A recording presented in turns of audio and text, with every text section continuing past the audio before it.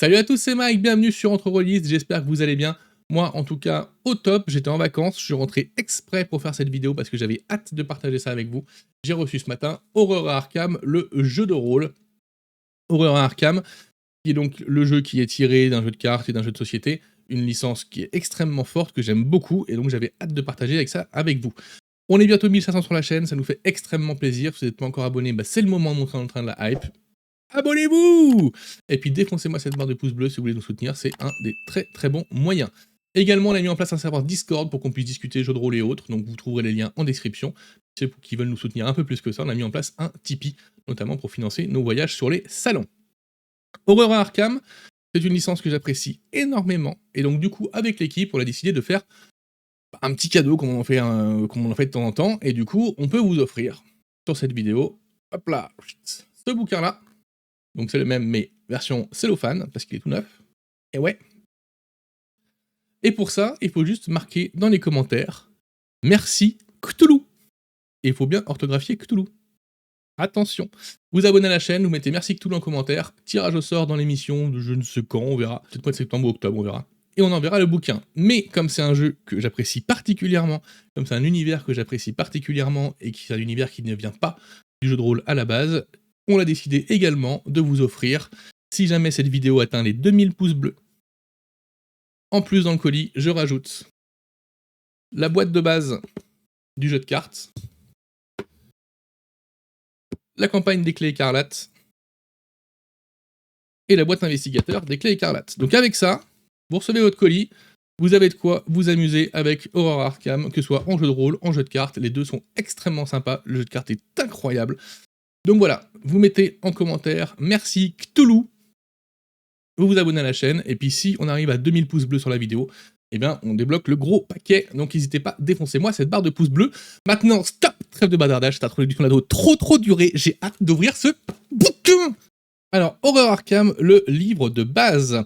Horror Arkham, du coup, on a toujours ces magnifiques illustrations, hein. Le jeu de cartes, on a des milliers, le jeu de société, on a également des dizaines et des dizaines, donc évidemment, il y a énormément d'illustrations qui sont mises en place, et donc ils ont juste à puiser dedans, en fait. On a une magnifique couverture extrêmement pulp, hein, c'est une version très pulp de Cthulhu, avec un magnifique vernis sélectif que vous voyez bien, parce qu'il y a une magnifique lumière qui se réfléchit dedans, sur le logo Horror Arkham.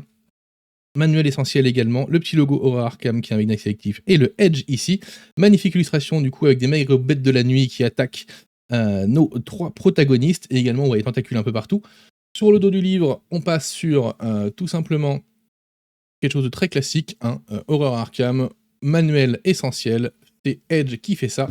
Et puis derrière, nouveau vernis sélectif sur toute la partie centrale, et également sur tous les logos en bas. La qualité est absolument folle, sincèrement, le bouquin, il est insane. Allez, on rentre dans le vif du sujet, j'arrête de cogner le bouquin sous la table, on l'ouvre. Première double page noire avec des petits symboles ésotériques qui se dessinent en dessous, j'espère que vous les voyez bien à la caméra. Encore une illustration, vous allez voir que la maquette de ce bouquin est incroyable en termes de confort de lecture et d'agréabilité à lire. C'est extrêmement fort. Une table des matières qui nous explique un peu le contenu. Donc le monde d'Horror Arkham, hein, le monde que nous connaissons d'Horror Arkham, les règles du jeu, la création de perso, l'équipement, Arkham et ses voisines, le meneur de jeu, les grands anciens, alliés et ennemis, et un scénario terreur au club Tic Tac. Alors la traduction est horrible. Le TikTok Club normalement, mais bon, Club Tic Tac, il fallait faire un truc avec l'horloge forcément. Scénario qu'on a déjà fait jouer en actual play sur la chaîne, donc si vous voulez vous avoir un avis de ce scénario, vous pouvez voir l'actual play qu'on a fait, on l'a déjà fait jouer, puisque j'ai lu ce bouquin en version originale. Encore une illustration magnifique avec deux agents qui sont infiltrés pour surveiller une cargaison dans le port, et on voit ces nuages qui forment des tentacules étranges. Les illustrations sont toutes absolument folles, et je vois que le papier est glacé avec la lumière, ça va être compliqué. Est-ce que je peux... Non, je peux pas la dégager, cette lumière, malheureusement. Donc tant pis, on fera avec. Le monde d'Horror Arkham, donc on va commencer, on vous décrit un petit peu le monde que nous connaissons d'Horror Arkham, le fait qu'il y ait des choses derrière, qu'on joue dans l'Amérique des années 20, à Arkham dans le Massachusetts, Arkham, ville chère à Lovecraft évidemment. Horror Arkham et l'histoire réelle, on nous explique qu'on reprend un peu le contexte, etc. Par contre, si on a envie de jouer des personnes de couleur, eh ben on joue des personnes de couleur, on s'en moque, il n'y a pas de problème. Si on veut jouer des femmes, on joue des femmes, on s'en moque, il n'y a pas de problème. Si on veut jouer n'importe quelle personne, peu importe son genre, son sexe et sa sexualité, on n'en a rien à faire, ça ne rentre pas en compte, surtout que les thèmes de Lovecraft, les écrits de Lovecraft, pardon, à la base, n'étaient pas les plus sympas de ce niveau-là. Ensuite, nous avons différents thèmes santé mentale et horreur, Lovecraft et l'intolérance. Encore un petit passage qui nous dit que Lovecraft, voilà, en termes de tolérance, c'était pas trop ça. Dans le jeu de rôle, on n'en tient pas rigueur. On se base uniquement sur le fait que tout le monde puisse jouer, peu importe qui il est, peu importe comment il s'appelle, peu importe sa religion, son sexe ou ses attirances sexuelles. Voilà. Donc on se plonge ensuite directement dans les règles du jeu. Les règles du jeu, c'est très très simple. Vous allez avoir des réserves de dés. Alors c'est très très simple, en fait non, c'est pas très très simple à expliquer, c'est super chiant à expliquer. En gros, ce qui va se passer, vous allez avoir des compétences qui vont être notifiées de 2 à 6. 6, c'est qu'on est extrêmement mauvais, 2, c'est qu'on est extrêmement fort. Et donc ça va représenter un nombre de dés enfin un chiffre qu'on doit faire quand on va jeter nos dés de 6. Et on a une réserve de dés de 6 hein, et qu'on épuise en faisant des jets, on choisit le nombre de dés qu'on va jeter. Si vous voulez plus de détails sur les règles, je vous invite à aller voir la critique de la boîte d'initiation qu'on a fait. Les règles sont plutôt bien expliquées. On va surtout s'attacher ici aux spécificités de cet ouvrage, plutôt que de répéter, de ressasser les mêmes principes et les mêmes règles. Il y a quelques petites différences que je vais souligner au fur et à mesure, mais les règles restent les mêmes. On a une réserve de dés. On prend le nombre de dés qu'on souhaite pour faire son jet. Par exemple, si j'ai 2 plus, je peux me dire qu'en un dé, je risque de réussir. C'est pas la peine d'en prendre 3 ou 4. Et sachant que les dés qui nous restent ne reviendront pas tout de suite, suivant s'ils sont en combat ou s'ils sont en scène narrative. Ensuite, nous avons une description des différentes compétences. Hein. Donc, agilité, athlétisme, méninge, présence, intuition, culture, sang-froid, corps à corps, combat à distance, mystère. Ensuite, le principe d'action, du coup, donc le jeu est divisé en 2 phases, les phases de combat et les phases narratives. Dans les phases narratives, toutes les actions de base sont gratuites. On n'a pas dépensé de dés pour les faire. Par contre, dès qu'on veut intimider, négocier, etc., et qu'on doit faire un jet, on dépense nos dés. Par contre, nos dés ne reviendront pas avant la fin de la scène. C'est-à-dire qu'on est limité en termes d'actions complexes que l'on peut faire dans les phases narratives. Dans les phases de combat, c'est différent, on dépense nos dés. Les dés qui nous restent à la fin de notre tour, si on n'a pas envie de tous les jouer, ce sera les dés qu'on pourra utiliser pour se défendre. Et puis au début du round suivant, on récupère tous nos dés, moins évidemment les blessures, les dés d'horreur, etc. Donc le système fonctionne plutôt bien en scène de combat. En scène narrative, je trouve ça toujours un peu compliqué d'avoir des limites de dés sur le nombre de choses qu'on peut faire. C'est des scènes qui peuvent s'étirer très très longtemps, suivant ce que les joueurs ont envie de faire. Mais ça permet un peu de distribuer la parole à tout le monde. C'est un peu ça le but, je pense. C'est de se dire que voilà, celui qui a envie de monopoliser la parole, une fois qu'il a plus de dés, au bout d'un moment, il ne peut plus rien faire. Donc ça va être aux autres de faire également des choses. Et puis une fois que tout le monde a épuisé ses dés, au lieu de suivre les règles telles qu'elles sont écrites, je pense qu'on peut régénérer les dés pour que tout le monde puisse rejouer, etc. En partant du principe qu'il y a 2 scènes dans une ou des choses comme ça. En tout cas, voilà.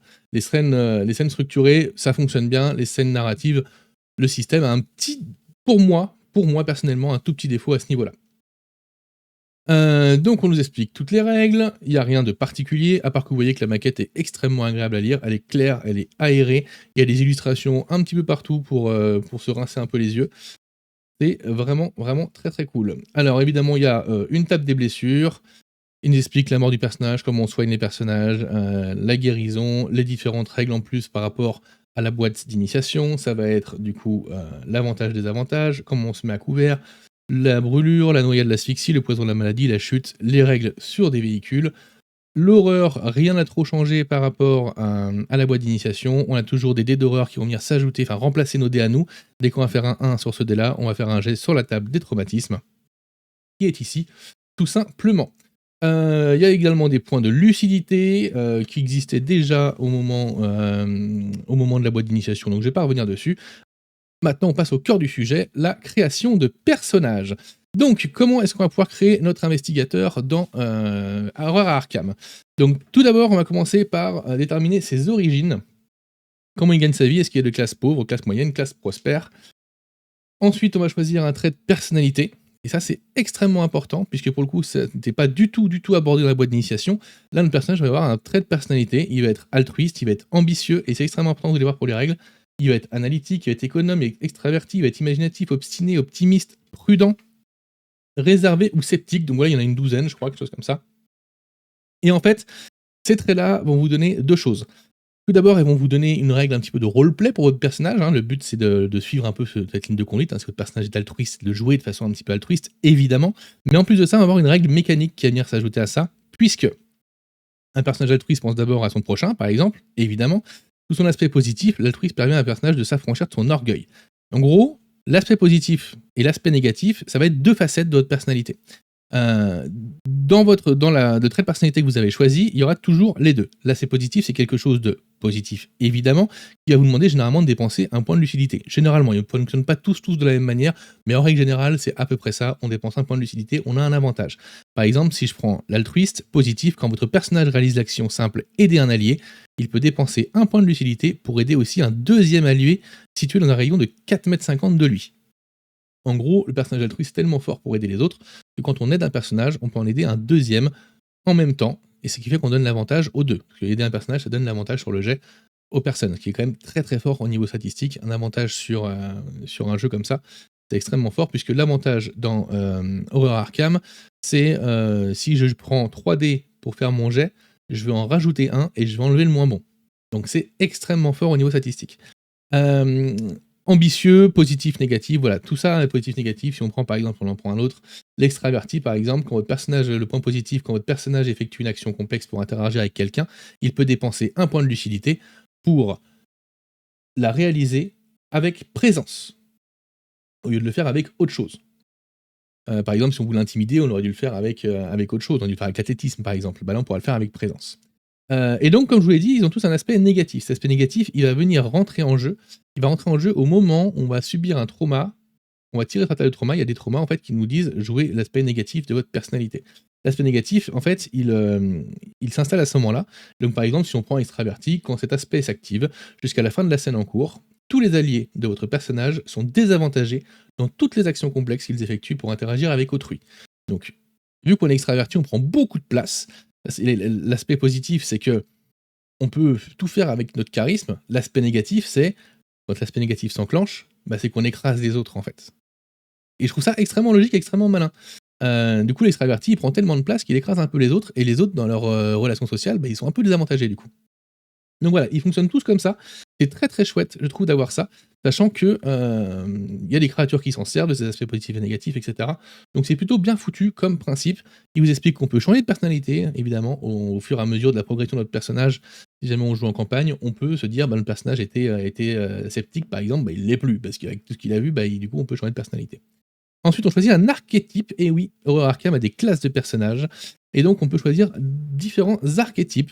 Alors l'archétype, à quoi il nous sert, qu'est-ce qu'il nous amène? Eh bien, il nous apporte plusieurs choses. Déjà, il nous apporte des compétences. Si on voit par exemple l'aventurier, il nous apporte les compétences athlétisme, intuition, combat à distance et méninge.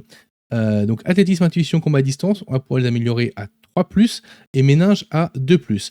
Il faut savoir qu'à la base, quand on augmente le niveau de nos compétences, quand on gagne en niveau avec nos personnages, on peut améliorer nos compétences jusqu'à 4 maximum. Enfin, minimum du coup, ce qu'on descend. Là, les 3 compétences, athlétisme, intuition et combat à distance, parce qu'on est aventurier, on va pouvoir les passer à 3+. Et méninge, on va pouvoir passer à 2+. Donc en gros, on spécialise son personnage. En plus de ça, on a une liste de dons ici, qui sont rangés par rang. Rang 1, 2, 3 et 4. Dans cette liste de dons, on a des dons génériques, hein, et on a des dons spécifiques à la classe, qui sont notés avec une petite étoile. Par exemple, si on prend l'aventurier, balancement héroïque, lancer soulevé et sans peur, et exploit spectaculaire, sont des dons qui sont spécifiques à l'aventurier qu'on ne trouve dans aucune autre classe. Tous les autres dons sont communs à d'autres classes. Pas toutes, mais à d'autres classes. Par contre, ils ne seront pas au même rang. Par exemple, l'aventurier, au rang 1, il a pugiliste, par exemple, qui a un don de combat au corps à corps. Ce don, il fait un certain effet, et du coup, il coûte 3 points d'XP parce qu'il est de rang 1, si jamais on veut l'acheter.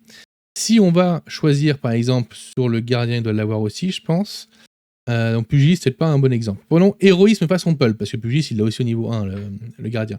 Si on prend héroïsme façon pulp, qui est au rang 1 ici, donc qui a coûté 3 points d'XP, si on regarde sur le gardien, par exemple, qui est une autre classe, l'héroïsme façon pulp, il est au niveau 3, donc il va coûter 9 points d'XP. Donc il va coûter 3 fois plus cher. Donc voilà, ça sert à avoir une liste de dons cohérente avec la classe, dans un ordre d'apprentissage qui est cohérent par rapport au point fort de la classe. Donc c'est plutôt bien trouvé, c'est une bonne chose. On a quand même une liste de dons qui est assez large pour personnaliser son personnage, des dons qui sont spécifiques à la classe pour vraiment, vraiment en faire un archétype particulier. Et puis, on a également cette spécialisation au niveau des compétences. On a donc plusieurs classes de personnages qui sont en place.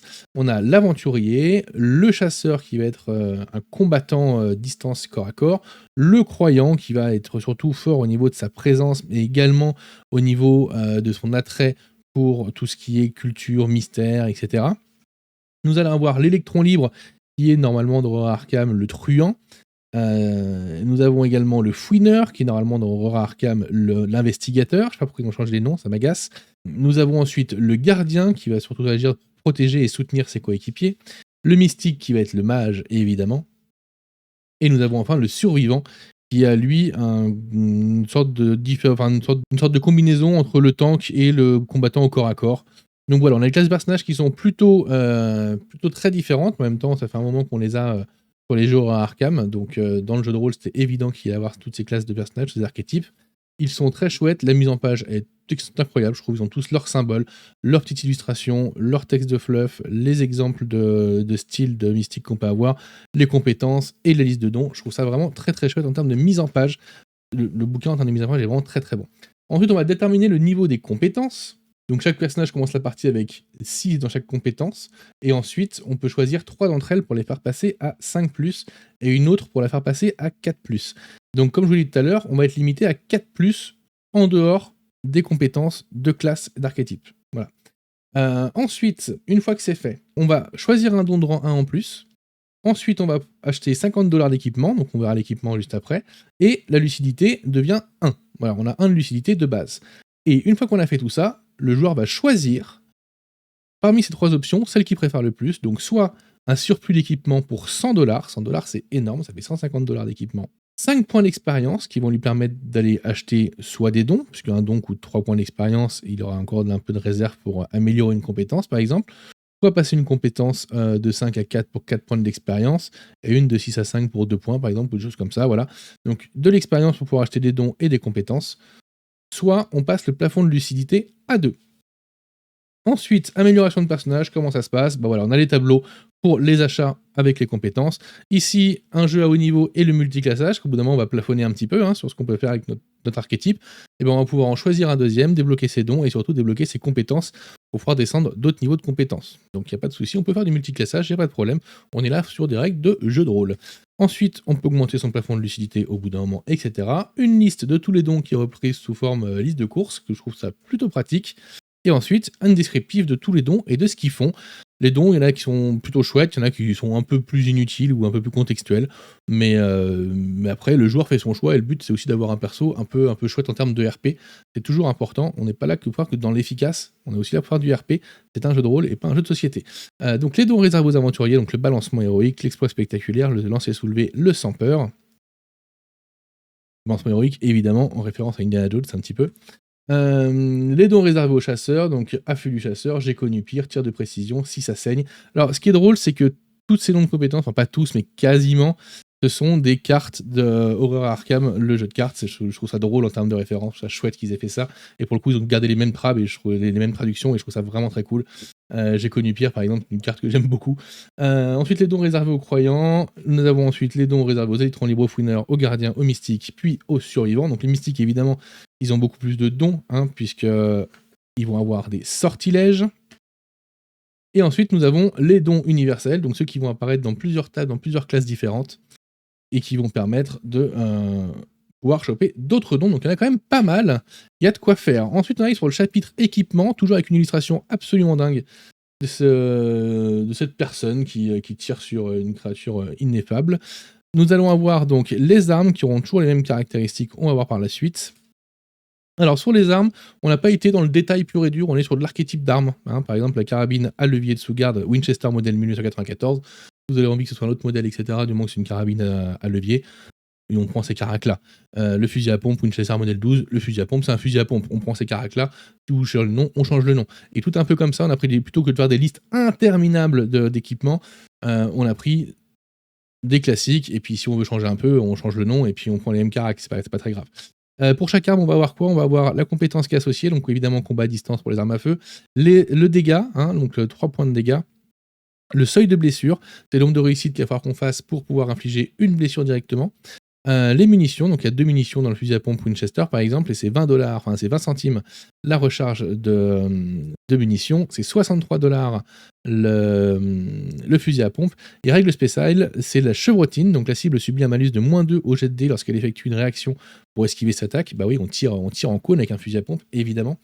Et rechargement lent, utiliser une action simple ne restaure qu'un sac de munitions, puis recharger entièrement, il faut réaliser plusieurs actions simples ou une action complexe d'agilité. Donc en gros, on voit, hein, pour recharger, le fusil à pompe Winchester, on ouvre le canon, on met les grosses cartouches dedans, on reclaque le canon, bah du coup en fait pour une action simple, eh ben, on peut que enlever le canon, remettre une cartouche dedans et reclaquer le canon. Si on veut mettre 2 cartouches, il faut le faire 2 fois, pour faire une action complexe d'agilité. Fusil de chasse à double canon, fusil militaire, fusil mitrailleur, mitraillette Thompson, donc chacun ils ont des petites règles, hein. Par exemple, la mitraillette Thompson, c'est une arme automatique, donc chaque réussite obtenue à ce jet d'attaque en plus de la première inflige plus un point de dégâts, évidemment. Après c'est une arme qui coûte 200 balles et chaque baril de munitions coûte 5 $. Cher, c'est cher. Nous allons ensuite avoir les armes de corps à corps, donc des armes improvisées, des battes de baseball, des canifs, des coups de poing américains, des crans d'arrêt, des dagues, des machins, des trucs, des fouets à bestiaux, des machettes. Machettes, non, Arkham c'est très très fort les machettes. Ensuite, des équipements de protection, pareil, même principe, on est sur de l'archétype d'équipement de protection, on n'est pas sur, évidemment, quand on voit gilet pare-balles plaque, quand on voit gilet pare-balles tissu, technique de protection lourde, etc. Si on a envie que notre personnage il a un gilet pare-balles tissu au niveau de la défense, mais que ce soit plus des vêtements, et ben on part du principe que c'est un vêtement, on s'en fout en fait, c'est juste des archétypes, on rentre pas dans le détail, c'est juste pour, en gros, le jeu nous dit, pour que ce soit équilibré, il y a telle armure, telle armure, telle armure, telle armure, telle armure, telle armure. Après, tu les appelles comme tu veux, tu t'en fous. Articles utiles, bah là on est surtout bric-à-brac, hein, matériel d'escalade, nécessaire de chirurgien, blablabla, des sources d'éclairage, des symboles religieux, des accessoires et objets personnels, donc de l'appareil photo ou vêtements bon marché. Nous avons ensuite des accessoires de camping en plein air, des moyens de transport, hein. Une place dans un train à 6 ça coûte 2 $, l'essence c'est 23 $, c'est 23 centimes le gallon. Mon Dieu, ça coûte plus ça. La voiture neuve c'est 900 $ en même temps. En ville, un alcool de contrebande, c'est 10 centimes le verre, une bière, c'est 20 centimes le verre, un ticket de cinéma, c'est 25 centimes. Nous arrivons ensuite sur les reliques. Les reliques sont quoi? Eh ben, c'est toujours nos artefacts, des reliques magiques, des choses comme ça que vos personnages, enfin, vos joueurs vont pouvoir trouver et qui vont leur donner des pouvoirs, des petits bonus, etc. Donc on a pas mal de petits objets magiques, évidemment. Des trucs qui sont plutôt cool. Ensuite, nous avons une partie sur les ouvrages occultes, notamment de Vermis Mystery, les fragments du livre des bonnes, le grimoire de Céros, l'archive des voix, le Necronomicon, le manuscrit narcotique, le livre des ombres de Nahab et la Prophesiae Profana. Pour chacun de ces bouquins, on a en gros, s'il est rare, courant, etc., etc. Alors courant, il n'y en a pas beaucoup, mais au moins peu courant. Les autres versions, s'il y a plusieurs traductions pour savoir où est-ce qu'ils peuvent être trouvés. Les bonus de savoir, en gros, si par exemple, si on lit l'archive des voix, on aura un bonus de savoir en ligne tellurique et en généralité concernant les autres mondes. En gros, si on doit essayer d'estimer dans les autres mondes qu'est-ce qui se passe, on aura un bonus au jet. Ensuite, on a une liste de sorts qui va être dans ce bouquin qu'on va pouvoir apprendre si on a ce bouquin. Nous arrivons ensuite au chapitre 5 qui s'appelle Arkham et ses voisines. Cœur de cet ouvrage pour moi en dehors du partie règles, la partie lore, la partie Arkham, qu'est-ce que c'est? Arkham dans Horror Arkham, c'est une ville qui a une géographie, c'est une ville qui a des personnages importants, c'est une ville qui a, voilà, c'est une ville qui vit depuis des années et des années en jeu de cartes, en jeu de société. Et donc là, on va détailler toute la ville d'Arkham, c'est le centre-ville d'Arkham notamment avec la place de l'Indépendance, avec l'hôtel Excelsior, la Sanatorium d'Arkham, la Bella Luna et le club du trèfle qui sont les speakeasy dans lesquels se passent certains scénarios, que ce soit du jeu de cartes ou même du jeu de rôle, parce que celui qui est ici, on pourra aller y faire un tour. On a ensuite une magnifique carte d'Arkham avec des petits bouts de cartes postales et un petit texte de lore sur le plan de la société historique d'Arkham à destination des visiteurs, donc une petite brochure, hein, comme on pouvait en avoir pour les masques de Nyarlathotep, pour les différents lieux qu'on a visités. Voilà, on a notre petite carte avec les différents points clés, hein. On voit que l'île déserte, par exemple, est ici, le club Tic Tac est ici, le club du Rossignol est là, la maison de la sorcière est là, les pompes funèbres sont ici, ici on a le club du trèfle, hein, le Clover Club. Donc on a toutes ces infos-là, le commissariat, donc tout ça, ça va permettre d'avoir une ville qui est vraiment bien constituée, bien ordonnée, avec des lieux clés qui sont importants. Après, si on ne connaît pas le jeu de cartes et le jeu de société, est-ce que c'est suffisant? Oui, je pense. On a un petit texte qui détaille à chaque fois. Il y a des lieux qui sont assez clichés, assez emblématiques, mais assez clichés. Ça marche très bien. La ville d'Arkham, dans l'ensemble, de toute façon, est une ville qui a été bien constituée au fur et à mesure de plusieurs jeux. Donc là, elle est là et elle est cohérente et c'est toujours intéressant. Sachant que ce qui est intéressant aussi, c'est ces petits encarts sur les habitants remarquables. Il y a William Yorick, par exemple, qui traîne dans le quartier vu qu'il y a le cimetière qui est là et qu'il est fossoyeur. Ici, nous avons Mandy Thompson, la sœur Marie, Marie Lambeau, Jim Culver, Patrice Attaway. Tout ça, ce sont des personnages, des PNJ qui sont là, qu'est-ce qu'ils font, pourquoi ils sont là. C'est très très chouette d'avoir ça. On a une ville qui est exploitable directement et qui c'est plutôt ça se lit tout seul, c'est très très simple, ça se retient très facilement, tout est un élément de jeu. C'est vraiment très bien fait. La magnifique université catholique avec évidemment la bibliothèque Horn qui contient un nombre incalculable d'ouvrages du mythe, l'observatoire Warren, les bâtiments des sciences. Et ensuite, nous allons quitter Arkham pour aller dans les villes voisines, donc notamment Dunwich, le village de Dunwich, où l'abomination va se lier, avec la lande dévastée. On voit la magnifique illustration de Dunwich. Ensuite, nous allons pouvoir aller à Innsmouth, le village des profonds, évidemment, le centre-ville, la place d'Innsmouth, l'épicerie, l'ordre ésotérique de Dagon, pardon, dans le square de la New Church, les quartiers des usines avec la finerie Marche, le port d'Innsmouth, et enfin les cônes d'Innsmouth avec le récif du diable et le phare de la pointe du faucon. Tout ça avec des PNJ à chaque fois. Et puis nous avons également Kingsport, avec le quartier du port, l'étrange maison des hauteurs, la boutique de curiosité de Nell, le lycée Old School. Et nous avons après tout un passage sur la ville de Providence. Donc vous voyez, en termes de contenu de lore, il y a de quoi faire. Ensuite, nous avons un passage, chapitre 6, sur le meneur de jeu. On vous explique comment on est meneur de jeu, comment organiser des bonnes parties, comment on gère les dés, rassembler vos dés, réserve de dés cachés ou visibles, au choix, c'est vous qui voyez, normalement c'est censé être visible, réserve de dés pendant les scènes narratives, ils nous disent aussi que là, voilà, pendant les scènes narratives, tenir compte des dés des PNJ est optionnel par exemple, on n'est pas obligé de tenir compte des dés des PNJ. Donc il y a des petites règles en plus qu'on peut adapter. Réserve de dés pendant les scènes structurées, gestion des PNJ pendant les scènes structurées, ne pas oublier ces PNJ, etc. Comment poser les bases d'une bonne intrigue, ça c'est extrêmement intéressant ce passage.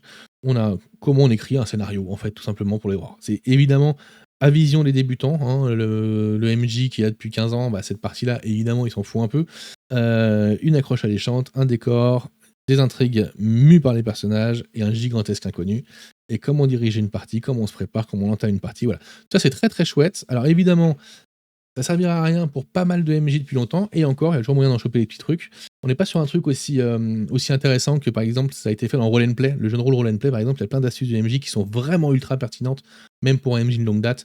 Là, on est quand même sur de la surface, sur du survol. Comment gérer les scènes structurées, et comment conclure une partie. Ensuite, qu'est-ce que le mythe? Donc là, on va revenir un peu sur le fondement des écrits de Lovecraft. Les différents tons qu'on va pouvoir utiliser en genre Arkham. Est-ce qu'on va faire une partie de mystère, d'aventure, d'horreur, un thriller, un film noir, un truc extrêmement violent, quelque chose de plutôt grotesque ou humoristique, ou quelque chose qui avait sur les années folles, et ensuite des thèmes d'horreur Arkham. Donc en gros, à chaque fois qu'on va faire un scénar, on va choisir un ton. Mystère, aventure, horreur, thriller, film noir, etc. Et on va choisir un thème, horreur cosmique, héroïsme façon pulp ou espoir. En gros, est-ce que on joue un scénario très premier degré, le jeu le permet, où les chances de réussite sont très très faibles, les grands anciens sont des pouvoirs incommensurables, on rigole pas avec ça. Soit on le joue façon pulp, où il y a des grands anciens, des trucs incommensurables, mais en même temps, on peut se débrouiller, on va tirer sur des créatures avec des avions. Soit l'espoir. L'espoir, ça va être un mode de jeu où on va aller un peu à contre-pied des œuvres de Lovecraft, où en fait, on va faire en sorte d'écrire un scénario où tout ne va pas aller mal, et les joueurs font preuve d'une détermination et d'une foi qui vont permettre de surmonter les obstacles. Donc on peut associer le ton et les thèmes, c'est ce qu'on nous explique, pour combiner les synergies, etc., etc. Ensuite, un petit passage sur les outils de sécurité émotionnelle, hein, c'est un peu normal. Et ensuite, une grande partie sur, évidemment, les grands anciens, où on va nous présenter, sur des magnifiques pages, les différents grands anciens, d'où ils viennent, qu'est-ce qu'ils font là, pourquoi est-ce qu'ils sont là. Donc évidemment, Cthulhu, Astur, avec sa cité de Carcosa, le roi en jaune, Nyarlathotep, bien sûr, le chaos rampant, avec ses adorateurs, les contrées du rêve, Yog-Sothoth. Alors, tout ça, ceux qui sont habitués à la cosmologie de Lovecraft, Celle d'Horror Arkham est un tout petit peu particulière, mais il y a pas énormément de changements. Vous allez voir qu'il y a d'autres jeux de rôle qu'on va critiquer bientôt, il y aura beaucoup plus de changements sur cette partie-là, qui sont extrêmement intéressants. Là, on est quand même sur du assez classique, même s'il y a des choses qui sortent un peu du lot, notamment Asterias, le Krotoaka, pardon, le serpent vert labyrinthe, Ezel Zenrezel, la moisson. Donc voilà, on a Meridra, Père Dagon, on a absolument tout ce dont on a besoin pour voir d'où viennent les grands anciens, qu'est-ce qu'ils font, pourquoi est-ce qu'ils sont là, qui leur voue un culte, etc. Tout ça avec des illustrations absolument magnifiques à chaque fois, du Morgoth par exemple, ou les enfants de Yig. Ensuite, nous avons alliés et ennemis, ça va être une sorte de bestiaire et de recueil PNJ, et à chaque fois avec une présentation qui est, encore une fois, extrêmement, extrêmement remarquable, avec une page pour chaque profil, avec un petit peu de fluff, leurs réserves de dés, leurs différentes compétences, les dons, les équipements qu'ils peuvent avoir. Donc on a l'adepte, le chef de secte, évidemment une illustration à chaque fois. La mise en page est absolument dingue. Le chef de mafia extrêmement stylé. Les chiens de garde ou les chiens de sauvage, les citadins, les gangsters, on va retrouver tout ce dont on a besoin. Les guérisseurs, donc les médecins, les infirmières, etc. Les hordes de vermine, les occultistes initiés, les policiers, les professeurs, les reporters, les vagabonds, et ensuite on a des profils de personnages spécifiques, donc Agatha Crane, qui est professeur et père dans le domaine de la parapsychologie, Carl Sanford, le docteur Henry Armitage, qu'on va souvent croiser à l'université de Miskatonic, puisque c'est une personne qui s'occupe de la bibliothèque Horn, Calvin Wright, le père Matteo Costil, je crois, Costil ou Castile, je ne sais plus, Castile, pardon. Ensuite, des créatures surnaturelles comme les chiens de Tintalos, les comètes, les enfants d'Ig, les ghouls. Donc à chaque fois on a la même mise en page, je trouve ça vraiment joli. Et pour chaque créature qu'on a, on a une illustration. C'est vraiment très très chouette. Les maigres bêtes de la nuit, les poltergeists, les prêtres ghouls, le prêtre ghoul, pardon, les profonds, les zombies, les rejetons informes, les biaki, les chasseurs profonds, les choses très anciennes, les unes brunes, les larves stellaires. Ça, on n'a pas trop envie de l'affronter celui-là, moi je vous le dis. Hein. Déjà quand on voit sa réserve de dés, 2, 4, 6, il a 12 dés. 2 en athlétisme. Aïe, aïe, aïe, aïe, pousse-toi de devant, cocotte. La nuit de Trilogogs, les Shogots. Pareil, les Shogots, pas trop envie de les affronter. Et ensuite, on arrive au scénario, le scénario qui s'appelle Terreur au Club Tic Tac, et non pas au TikTok Club. Si vous voulez plus d'infos sur le scénario, bah, on a l'actual play qui est sur la chaîne déjà, donc je vais vous le mettre en lien, je ne sais où. Scénario qui est très différent de la boîte d'initiation, qui est un peu plus posé, un peu plus enquête. Même si voilà, ça reste quand même, à un moment donné, il y a quand même des créatures et des choses comme ça. Je vous le spoil pas, mais en gros, de quoi ça parle? Une diva d'une ville qui sert de lien entre deux mafias, qui est promise à être mariée à un mafieux, a disparu et il faut qu'on la retrouve pour rendre service à un copain d'un bar, et ça va nous mener dans les méandres de la folie la plus totale. Je ne spoil pas. Ensuite, on a un magnifique index. Hein, on sait que Zacha aime bien les index. Bah voilà, il y a un index.